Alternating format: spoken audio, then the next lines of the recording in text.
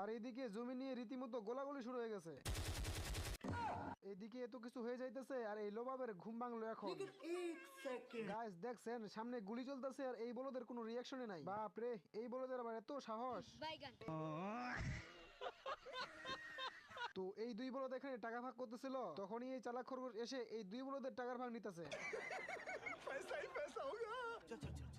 रुक तेरे को बता খরগোশ दे। তখনই কালা চশমা পরে একদম পুরো ভাব নিতেছে। আমার ভুল হয়েছে, ক্ষমা করে দেন। এই বলদ পিঙ্গুইং এর ঘর ভেঙে যখনই বোম হাতে নেয়,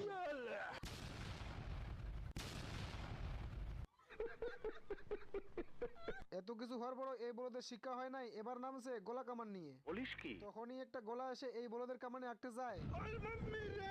এই বলদের যখনই খুলতে গেছে, এই, বাহার নিকাল, জলদি বাহার আ। रुक तेरे को बता दे। साले को बम से उड़ा दूंगा। আর এইটা হলো সেই নেবুলের কানা।